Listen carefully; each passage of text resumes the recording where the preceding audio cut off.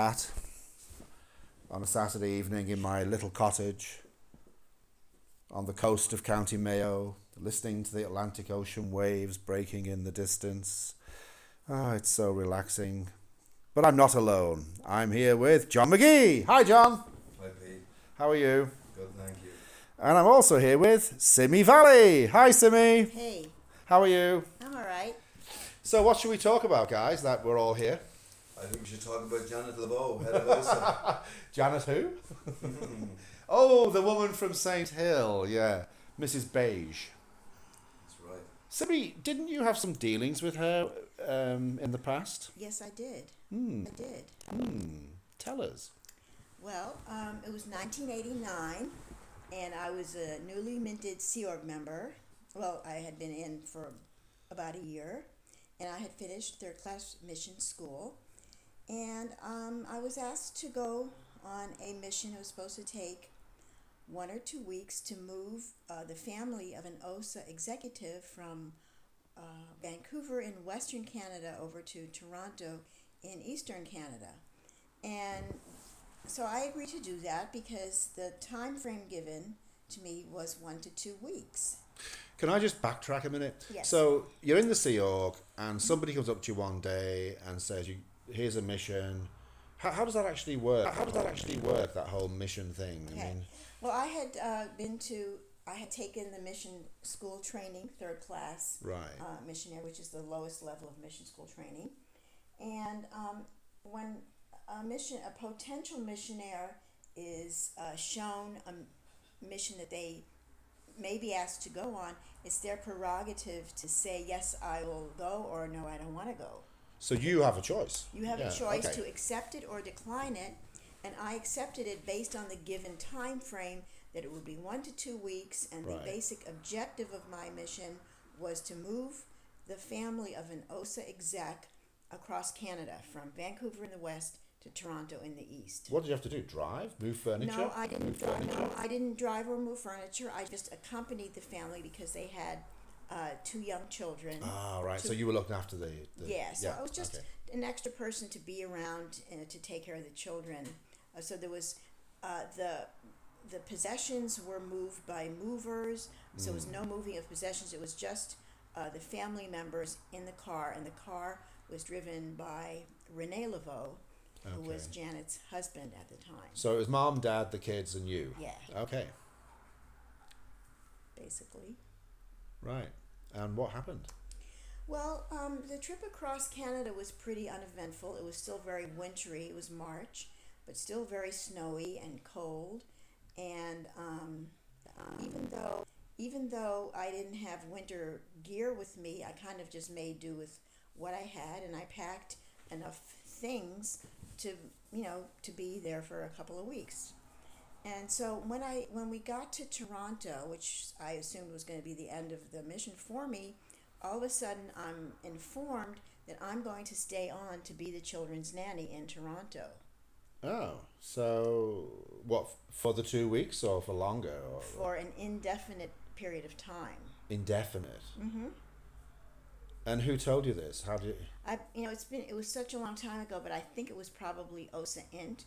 The guy at OSA Int who was running me was a German guy called Aki Heinrich, who later changed his name to James Dean and Angry Gay Oh, Pope. for fuck's sake. That's whole track shit, isn't it? Yeah, we got a James Dean in Ireland.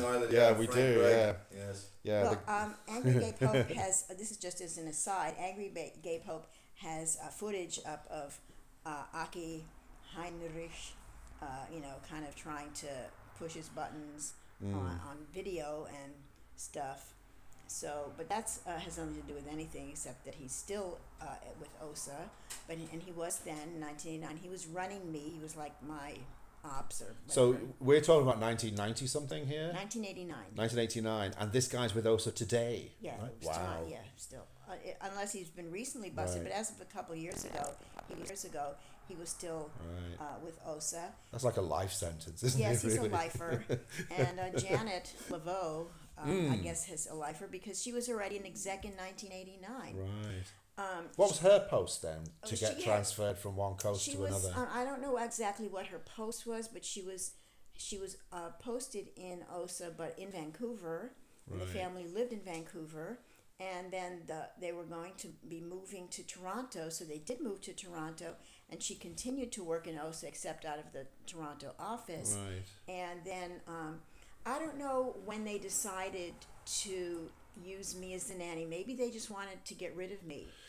So and- what were your plans though? Did you have plans for the rest of your life? When they landed this on you? I was in the Sea Org. Well, I just in the Sea Org you kind of take what you get. Yeah. And so at that time I wasn't aware that it was human trafficking, but I kind of noticed that a lot of people were sent off on mission, garrison mission, or some kind of mission where they stayed for a long time in another location, or if they were married, they were apart from their spouse because of their commitments and their postings and whatnot.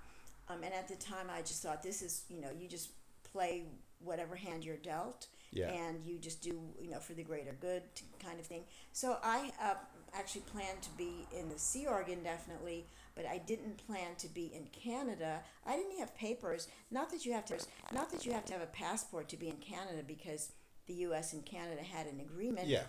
But I didn't have papers to get back in. I called my family, and I had my brother check, and I believe at the time I needed a birth certificate to prove that my American citizenship, because I had nothing on me. How come you had nothing? I mean, where was all your Because- documentation? Had it been taken from you? No, it was never taken from me. But you didn't need a passport to get into from the U.S. Oh, right, As a okay, U.S. citizen to okay. get into Canada, the countries have some kind of mutual agreement about that sort of thing. And I am a U.S. citizen, Right. and so I just packed some clothes and went, because nobody said anything about any papers. But then I had my brother check for me about what if I wanted it to come back, and I believe a birth certificate was needed. So I think that he helped me get an official birth certificate and had it mailed to me in Canada, because this was before the internet, and we didn't have computers and stuff. So were you trying to get back to the States? Were you trying to leave? Yes, because I didn't agree to this stay in Toronto and be the nanny business. It's true that the children were good kids, and I liked hanging with them. Yeah, I think we met them at the weekend. Yeah, Jordan, that's right. He was woken from his bed to come out and deal with the protesters. on the Sleepy ground. eyes, yeah. I bet you've seen him in that condition. But no, I didn't have a problem with the kids. I liked the kids, Yeah. and I liked Toronto, and I liked the idea that I could spend time learning Russian, which I did. Oh, good. But the thing is, I never agreed to this indefinite being in Yeah. Canada business. I saw there were a lot of public Scientologists in Canada, and there were staff people in Canada who were Scientologists, so I didn't see why they couldn't just get a local person to be the nanny, and why it had to be me. It was possible that OSA in the U.S. wanted to be rid of me, Okay. and Why were you a troublemaker? well, obviously I was about to become a troublemaker. Yeah. But yeah, I don't know what they must have not liked me for some reason, and so maybe they wanted to get rid of me or whatever, because I was part of OSA. It was called OSA US at the time. Now it's called OSA West US. But I never really qualified to be in OSA. So I was working for projects that OSA handled, but I was never even allowed in the OSA office space alone, because they hadn't checked me out. So, do you mind if I ask you, when you were in Toronto, what would your average day be like? Okay. From waking up to. Well, I would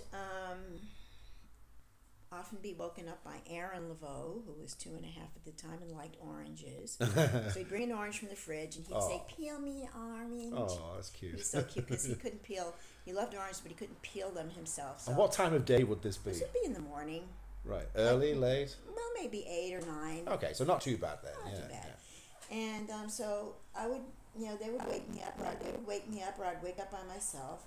Wait a minute. So he came to you to have the orange peel rather than go to his parents. I had a mattress on the floor in the living room. Says a lot about his parents. Oh really. my! But a mattress. Okay, right. I was comfortable. Yeah. Okay. And I was kind of a hippie. Yeah. And so my suitcase was right next to the bed.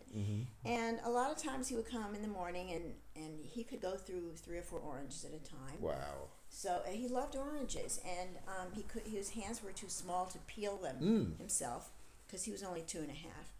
And so he would ask me, peel me an orange. It was very cute. So I'd peel him a few orange, and then he'd want another one, and then another one.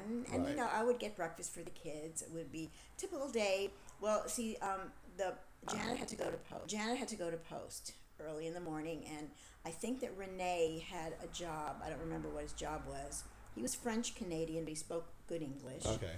And he had some kind of job doing something or other, which I don't remember. So he would go off to work, and then I'd be alone with the children, and we would have breakfast, and then typically I might take them to the park to play on the playground. Can I ask you, how long was Janet gone then, from leaving in the morning? When did she return? Well, late at night.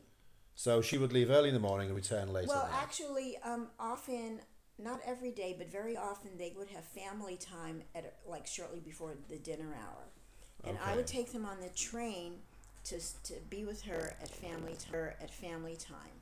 So you took them to the org? Yes. Yeah, a really lovely place to bring a child. Okay. Any parent who brings their child to a Scientology. Well, we saw actually kids in prams That's being right, wheeled yeah. into St Hill, and it shocked me because IS events that I'd been to in the past, babies and small children were never there, but there was a good few of them. But anyway, let's not distract The from future cadet org. let's not distract from this. I'm getting a So, really good picture of life in Canada I here. don't think it was an everyday thing. I think it was like a few times a week that I would take the children Yeah. to her at family time. Other times, I would, make them dinner, which was not a big deal because she had given me a few pointers on child rearing, What would you know about it? What would you know about it? which came out of the LRH book. Yeah. Oh yeah, From that's the what full she of- that's from the what full she of knew. corn syrup, Yeah. yeah. That's what she knew about it. Right. Yeah. So she said, if LRH says if kids want to eat junk, you let them eat what they want. And oftentimes they wanted the Kraft's macaroni and cheese, the mac and cheese that comes out of a box with a little packet of cheese in there. So she showed me how to make it one time, and then I would make them for that. I would make them that a lot because that's what they wanted.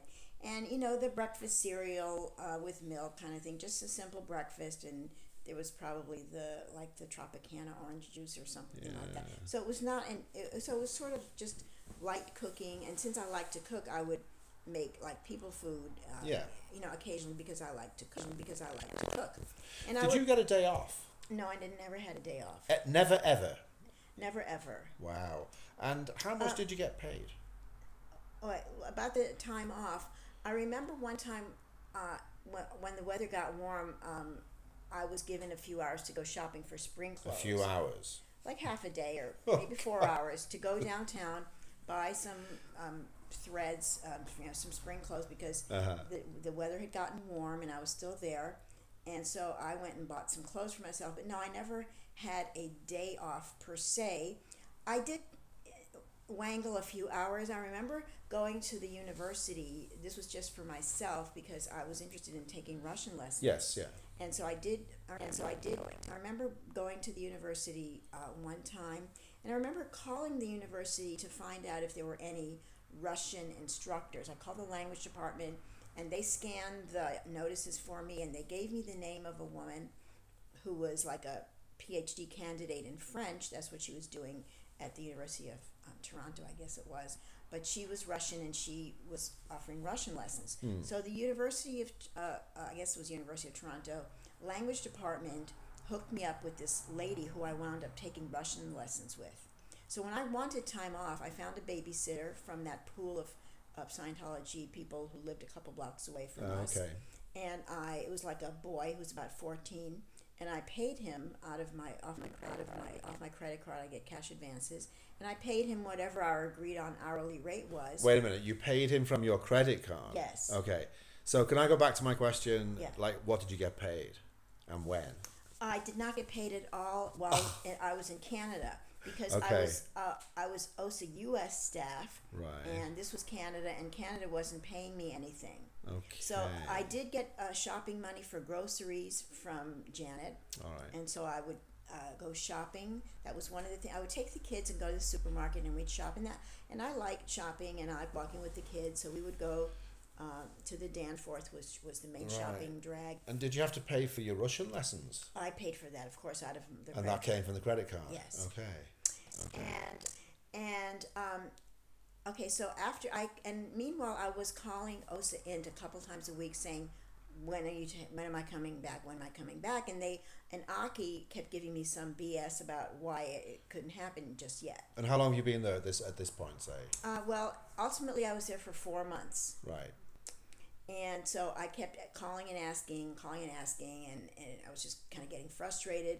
So after a few months, I started making noises about, hey, I'm going to leave. And they kind of got antsy and just told me, no, I had to stay because they didn't have anybody or whatever the reason was.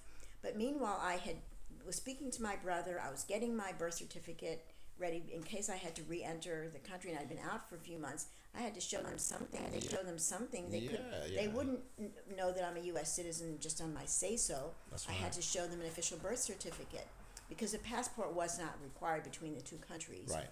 For a U.S. citizen. So, but I remember having my brother get me an official birth certificate and sending it to me to Canada so that I would have something. So I eventually decided, well, hey, I'm not staying here because I didn't have to take this mission. I could have declined it right from the get-go. And I Right. took it because of the time frame, and I am going to buy myself a ticket off my credit card and just send myself home on a flight. Okay. Did you tell this to Janet? Yeah. Okay. I keep it a secret.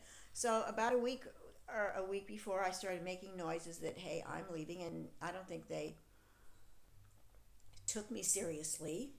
Or maybe they did, and it doesn't matter anyway, but I did buy myself a ticket on my credit card.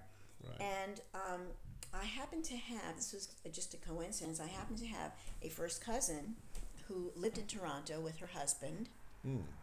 And she knew that I was there because I had been to like a party or get together at her house in May, and I even brought Erin with me because she knew I was there. I called her up, and we would speak a couple times during my stay in Toronto. And so I asked them if I could stay over at their house for my last night in town. She said, yeah.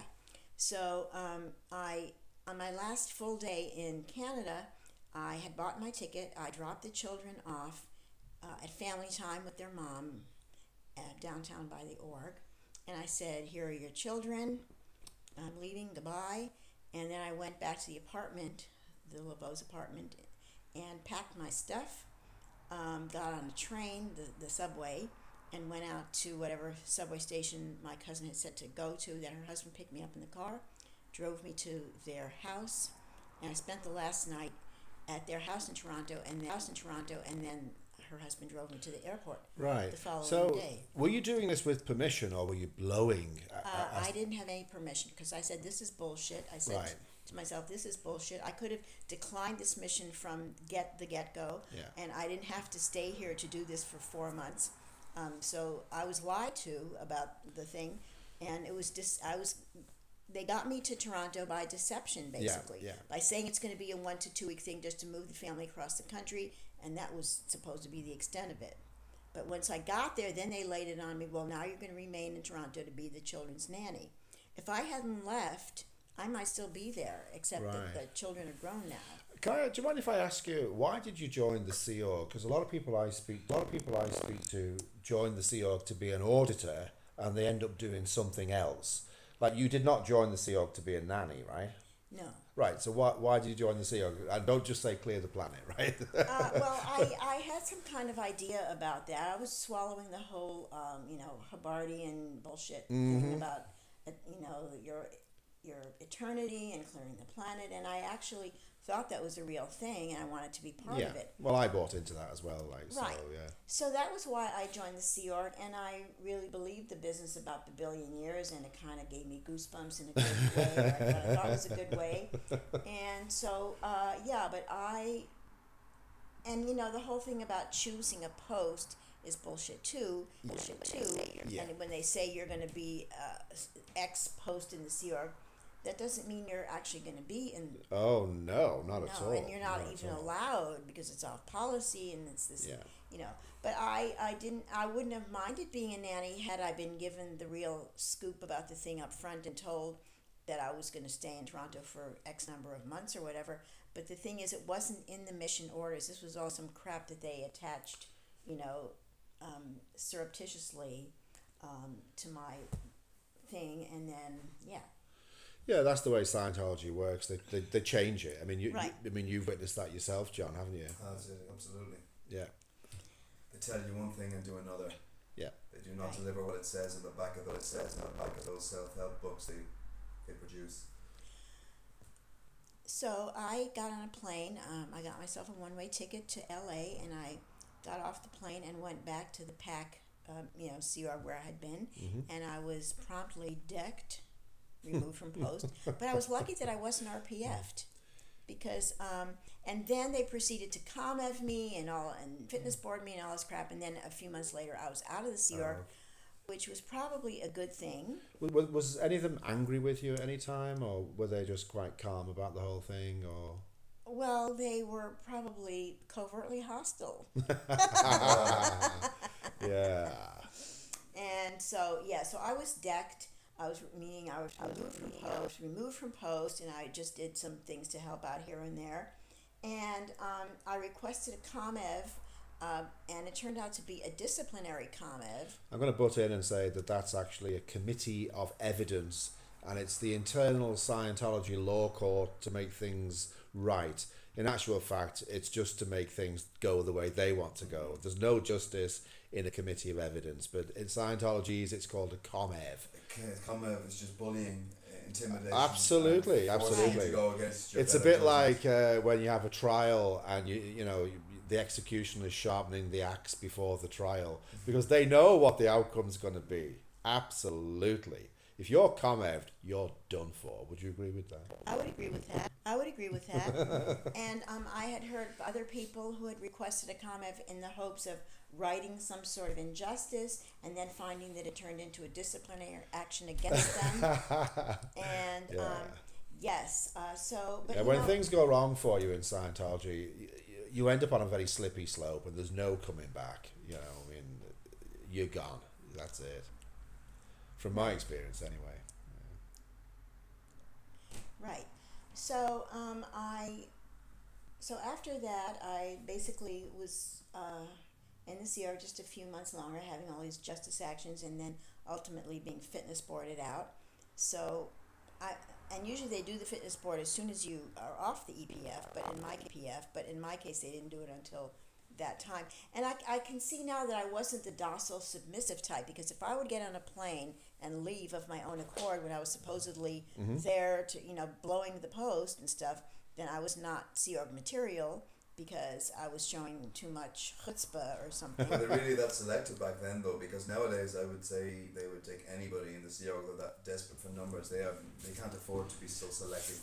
Well, now they take people from Russia and people from South America who aren't even American citizens. So they revoke their passports or confiscate them, and so the people are there, and they don't have anywhere to go. And I think that it's probably been arranged now so that they have more control over the people, because if their passports are confiscated, where are they going to go to? So it's kind of more of an incentive for them to stay in the Sea Org. Not really incentive, but it's like they don't have much of a choice. And how do they seduce these new Sea Org members? No clue. Because, as you are aware, most of them may not speak fluent English, so what use are they working in an English-speaking country like the US? What use are they to David Miscavige? John? Thank you. What? What use do you think these new Sea Org members are to David I Miscavige, couldn't because tell they you. are limited in their language? I couldn't tell you. Okay. They can't work with public. I don't know what they have been doing. Some sort of menial post or something. I don't know. I wouldn't know. But that human trafficking thing was basically my ticket out, because when I showed my colors as not being docile and submissive, and just saying, okay, I'm out of here, goodbye, and actually stepping on a plane and bailing, I guess that didn't make me the good. You weren't malleable enough for them. That's yeah. right. Yeah. They don't like that, that's for sure. So would you say your experiences within the cult were how would you sum it up? I mean, was it positive? Well, or, in the beginning, it's positive because since I'm out, I'm looking at the reasons why I went in the first place. And yes, because you get the love bombing in the beginning, and you get this adventurous thing. You know, it's this new thing, and especially since I came in the '70s, and I was from the hippie generation, and in the hippie generation, they didn't have any kind of firm life plan, or if they did, they were able to just cast it aside when something came along that looked adventurous, and they were adventurous people, and they would just go where the wind blew them. Yeah, I've heard a lot of people say that about Scientology in those days. Would you say that then there was a sort of go with the flow philosophy? Absolutely, and the CR kind of fosters that too. That you're supposed to do what you're told. You're supposed to go where you're told because you're serving the greater good and all this crap. But for me, it was. I guess the human trafficking incident was a blessing in disguise because it basically kind of catapulted me out of there, and it led to my just being kicked out. Yeah. Do you regret any of your time in Scientology? Oh, I regret a lot of it because I remember, like right around the time the basics came out, I had been in for 29 years, and I said, the last 29 years of my life have been a fucking nightmare, and I knew I had to restart my life. I didn't want to commit suicide and start life, in a new new baby body kind of thing. I just had to put away the first 29 years and say, you know what, this was very fucked up. And I still hadn't woken up to the fact that I was in a cult, but I was kind of getting warmer and warmer because I was still on the Kool-Aid. Yeah. And I noticed that all the horrible things that happened to me in the past 29 years were related to Scientology. Interesting, yeah. Yeah, I spotted that the other week, that you don't join a cult, but you do join a group of people that you think are good people doing a great job, and it's you find out later that you're in a cult. Right. If you're lucky, you do right, anyway. because like I was saying earlier, so in the beginning you get the love bombing, and you get the newness and the novelty of this and the novelty of the whole experience, and as you progress in Scientology, which I now know is true of any cult, it gets more sinister, and you get into more and more deep shit as you go along, and you see the dark side eventually. And I actually got pretty high up on the so-called bridge. I was on Solonauts, and I saw some really dark stuff, and that which I may have mentioned to you before, about how I was even, as a Solonauts public, I was even held under house arrest in Clearwater by the RTC rep of the Sandcastle. How did they do that? Well, okay.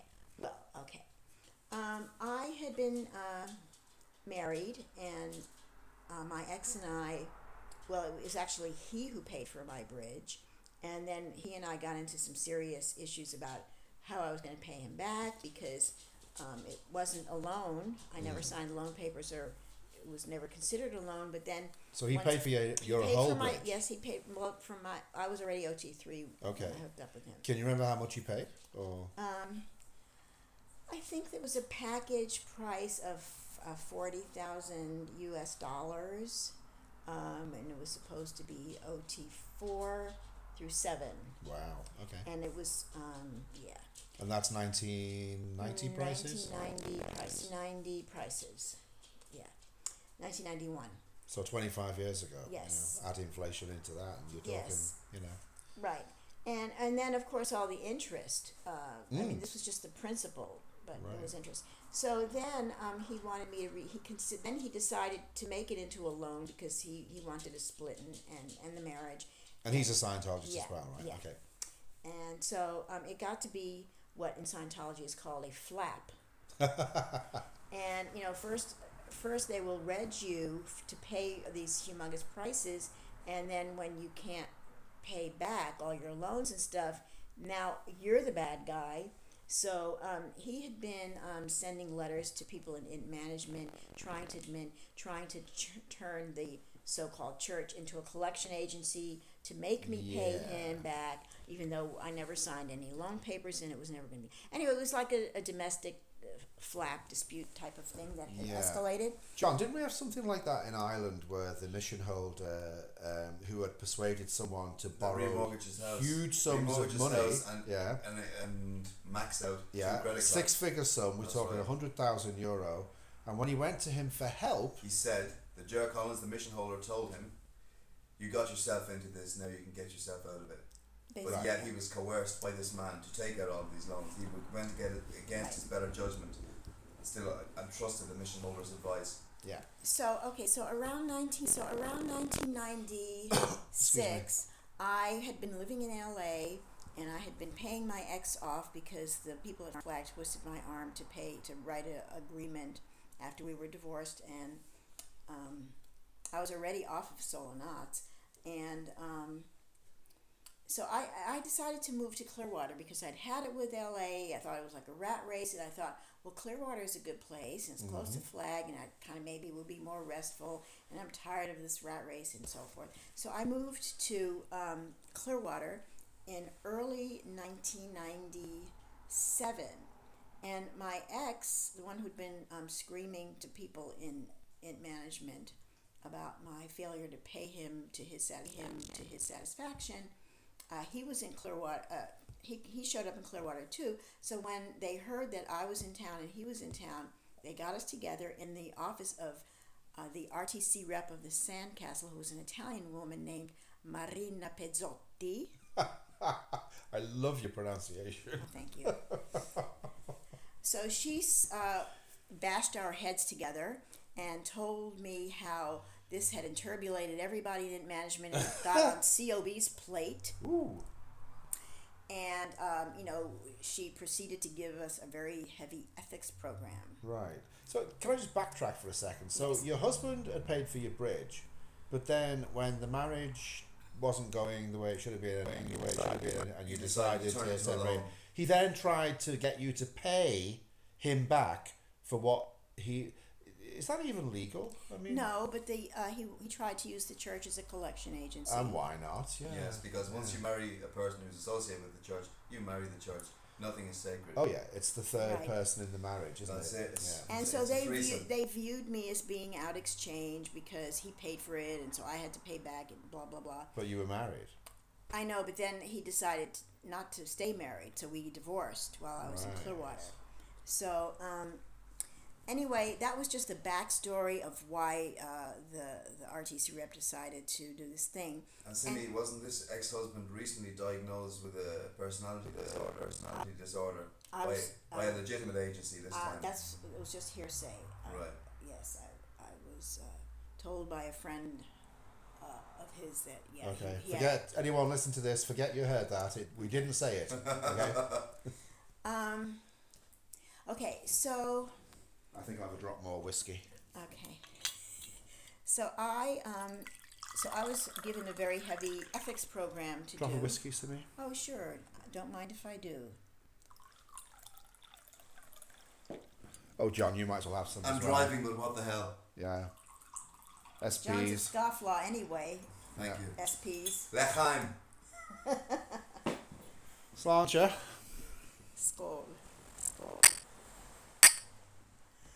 So, what was I saying? Oh, yeah.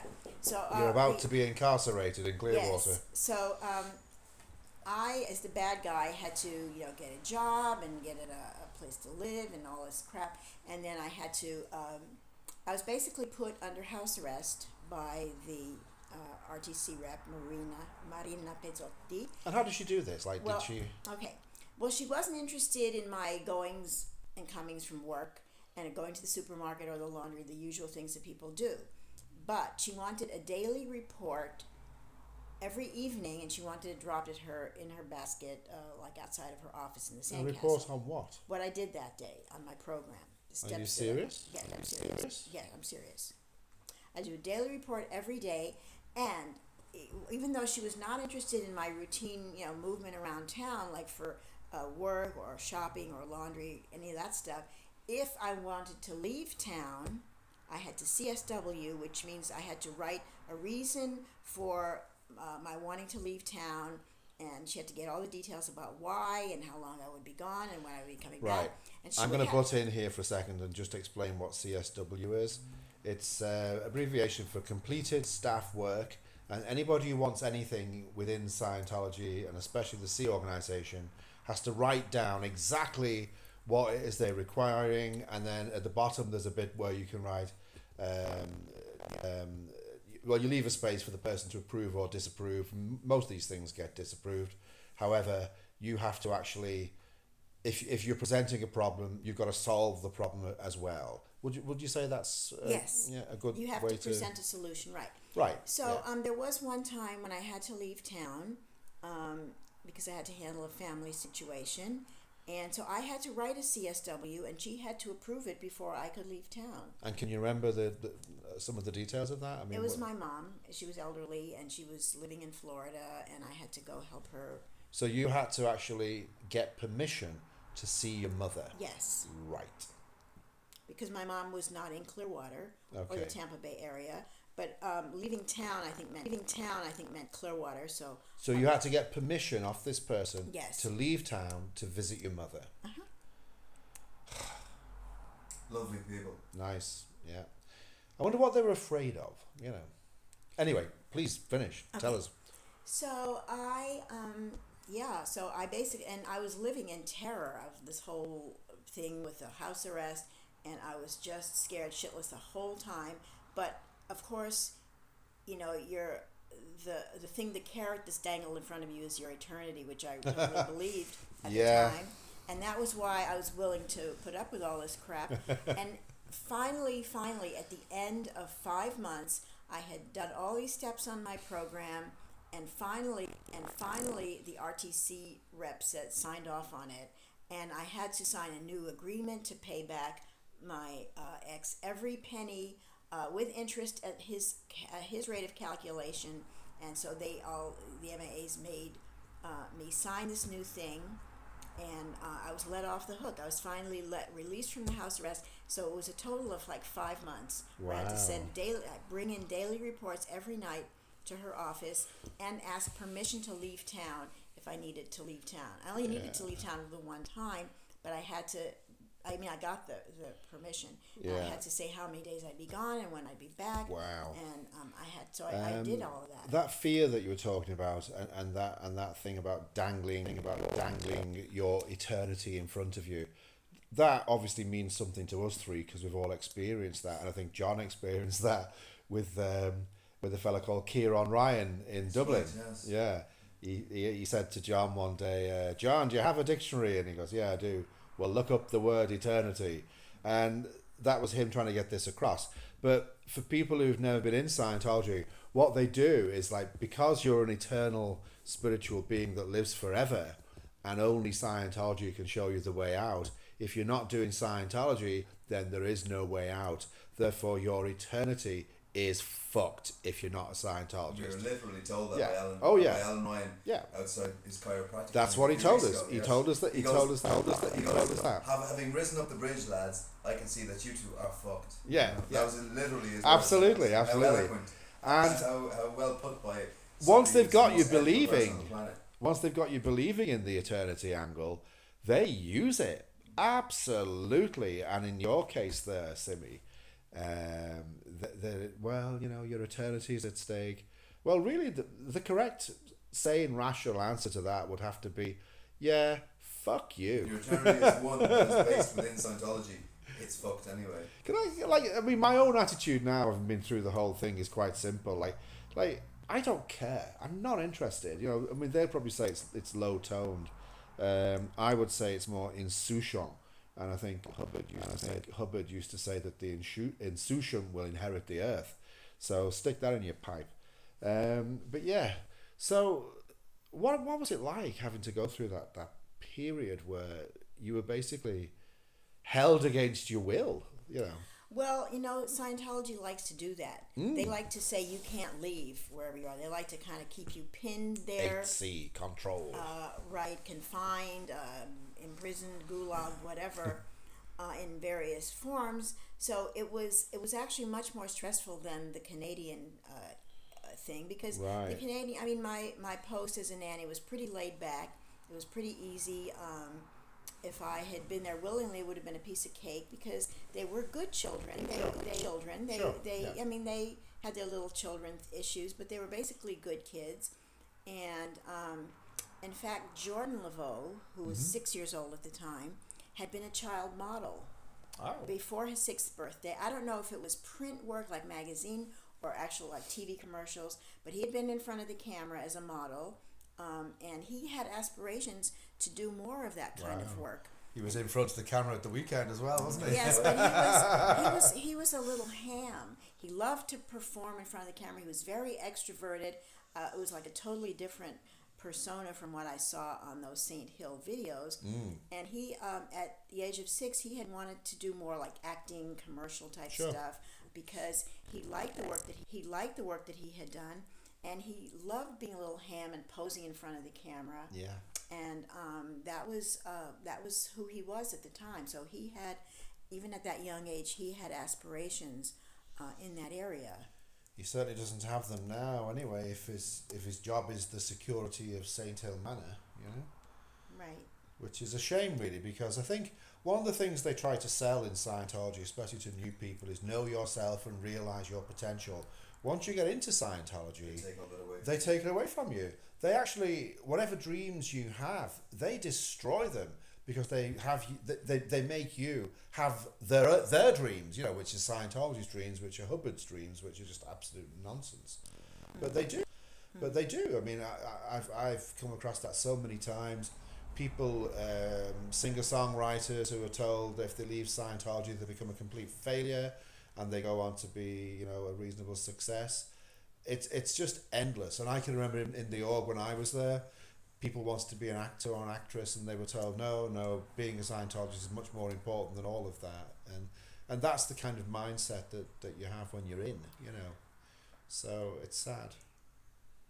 Mm-hmm. I think this whiskey's taking effect. That's the idea. Should we have a sing-song now, shall we? We stand tall. Not even after hearing that song, when you think someone would say, "What the fuck," and leave. Yeah, music's an interesting thing. But a lot of people, there's actually a lot of musicians were in Scientology, or very briefly, and had flirted with it and then left. Dave Stewart of the Eurythmics, believe it or not, had a little flirtation. In the org that I was at, and they came to the org in the 1990s and grabbed all his PC folders and disappeared with them to St. Hill, and we weren't allowed to mention that he'd ever been in. So Dave Stewart, if you're listening, it's out. The word is out. Sorry for betraying your trust there, but hey, I never said I wouldn't say anything. Well, I started out in Scientology in New York City, because that's where I grew up, and that's Great where place. I got into Scientology. I love New York City. At the in the New York org, there were 2 jazz musicians. Well, there were 2 horn players. One was Glenn Zatola, who managed to have a decent career in jazz. He wasn't a superstar like Frank Sinatra or Chick Corea or something, but he was a working musician. Okay. And he managed to have a career and release albums and stuff. And was he public or staff? Public. Ah, yeah. And there was another guy at the same time when I got into Scientology who was a horn player. I don't know if it was what horn he played, but he was a musician also, and that was Ted Bragan. And Ted Bragan wound up joining the Sea Org and becoming one of those Golden era musicians. You're not going to say that, no? No, he was one of those monster IAS regs. Ah, right. And he was posted on the Frequins. Right. And so he gave up his horn playing to do that.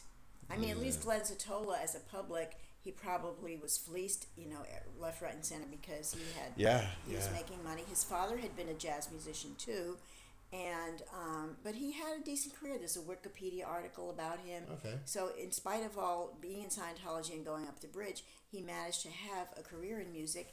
And this Ted Bragan guy became this horrendously infamous you know, rip your guts out, IAS Reg. And there's a few of those, yeah. What is it with Scientology and music, though? And it's not just Scientology, it's Christianity and music as well. Like, Christian music just makes me go, ah! I suppose music is a universal language, and they can get a message across. And you've only got to think of Ron and his Thank You for Listening and that kind of... I mean, that awful album, you know. When I was at St. Hill in 1987, not in 2014, that music was piped around the grounds constantly. There were speakers in trees, and the Road to Freedom album was piped constantly around the grounds. So I'd have to say that I've probably got that. That's so much a part of me, like I can't get rid of it, unfortunately. I'd love to have not heard it, but once you've heard it, it can't be unheard. Oh, it's disgusting. You can't unring a bell. What about the laughing song? Do you remember that one? Oh my god. Oh my god. Have you heard that album, The Road to Freedom? Mm-hmm. Yeah. Why Worship Death? Now that's a good one, isn't it? Like that's in the jazz style. Oh god. Oh god. I used to listen to that. Help.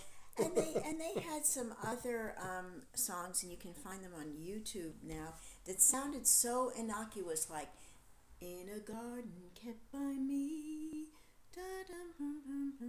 And some girl singer who had joined the Sea Org to become one of the Golden Era musician singers was singing it, and it sounded so pretty and so innocuous and so, you know, about gardens and, you know, secret gardens and all this crap.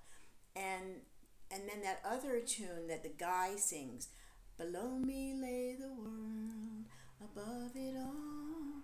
Oh, I don't know that one. Okay, anyway, they're on YouTube, but that sounds very, you know, innocuous, and you know, it's just kind of like more traps that they have. It's just really to just really deceive you about the intent there, because these songs are out there, and they were recorded by, I guess, Golden Era musicians, and the whole idea is to make it seem like something really sweet and theta in quotes, and innocuous, and it's totally the opposite. But a couple of songs just struck me as something totally intended to deceive, and like that song that Michael Fairman's wife Joy Grayson sang, "Flag Is Here." Oh no, she's still on the Kool-Aid. She's still an indie freak. She is not. Well, she may be an indie, but she's yeah, well, indies that's halfway out. They're still freaks, right? You know? But she did that "Flag Is Here" song that they used to play at graduation all the time. She was like a really good singer. I know it. Sadly, I have to say it's another song that became part of my repertoire. That's right. You're obliged to like Scientology artists when you're a Scientologist, even though it's against your tastes on the outside. You have to like Beck. You have to like Jive Aces. Jive Aces. Whether you like them or not, you are obliged to support them because they're fellow Scientologists. Do you guys know that song "On the Wings of Love"? That was written by Peter Schless. Horrible song. I hate the song as well, absolutely. But I'll tell you, flag is here, miracles and dreams come true. Spread your wings and learn how to fly. Oh, stop! It's horrible. It's just but it gets into you. And do you know what it reminds me of? And I hate drawing Nazi parallels. But when all the Nazis used to get together and sing drinking songs in the pub, and Horst Wessel and all that kind of stuff, it's so similar, because the music unites you and it does bring you together. I'm sure everybody who was at St. Hill in the 80s will be musicians. Absolutely. I mean, you've read, both of you, about Hubbard's plans for getting the opinion leaders into Scientology, and how if you got any of this listed, he had a list of names, Walt Disney was on it, and if anyone got them in, they'd get rewarded with training. Well, I mean, great. But his plan was to get opinion leaders of society into Scientology so that it would make Scientology look acceptable. And of course, that's exactly what they've done with Cruz and Travolta. Sadly for Cruz, some of the people leave. But hey, the plan was there. Kelly Preston got rid of some body cooties the other day, apparently, at Flag. Yeah, she was at the graduation. Graduation, let's sing the song. No. Oh my God. Simi, it's been amazing talking to you and catching up on all that stuff, because we never got a chance when we were at Saint Hill. We were too busy raiding, so, you know, and John was busy crawling through the undergrowth and, you know. Getting slapped. Getting slapped. She Yeah. loves me, really. Janet, I love you if you're listening. We love Janet Laveau. She watches all my videos. At least I think she does. Someone does anyway. I swear it's getting they're getting quite a few hits anyhow. Yeah, and like look, I know for a fact that OSA or someone has to watch everything I produce, because we know where that's going to end up in January, don't we? Anyway, so thanks, Simi. Yeah, been a pleasure. Yeah. Is there anything that you feel that you should have said that you didn't say? Or People, if you're lurking, get the fuck out. Do you know, like we used to laugh, like when Wendy Honor was somebody who came to Ireland years ago to get people in, and she audited a dog or some fucking crazy I thing. attended one of her Right. seminars. And Wendy, of course, is now out, and she had a great quote: "The way out is the door." Or was that it? Was it Something like that. It's this whiskey. It's getting to my head. You know, I'm sure she said something like that. But people are leaving, you know, all the time. There are more ex-Scientologists than there are Scientologists. There has to be. It's been going 60 years. Like even when I was in, people just disappear, and I go, "Oh, what happened to blah blah?" Oh no, we don't talk about that. That's N theta, you know. So you can't talk about someone that you liked, you know, because they're suddenly gone. Oh, they had huge overts on banks. Or I asked about Tori Bazazzi and Oh, Crispin, wow. because she was my friend inside. Amazing. And then one day she was gone, and the MEA kind of said, "Well, didn't you notice how one she was? She had a lot of overts, and she's out. She left or something. She left or something." But She's isn't that everybody? Yeah. In fact, John, I remember My old you. course supervisor, Sean Codd, we he blew. I didn't even know he Yep. blew. And I was asking the auditor and the other staff members, "Where's Sean? Where's Sean? You know, why isn't he supervising us?" "Oh, he just needs to get his stuff together and then he can come back." Yeah. As in, do your ATE, which pretty much means suck cock. So he didn't come back. And he and I took a trip to Amsterdam in 2011. So we really were not going back. Wow. Yeah. And this other thing as well, if you do get kicked out and declared SP, they say that your only terminal is the International Justice Chief. And Isn't he in That the was hole? actually- that Is he even on post? but if you talk to anybody else, you've broken the law. So there's one person in the entire world that you can talk to.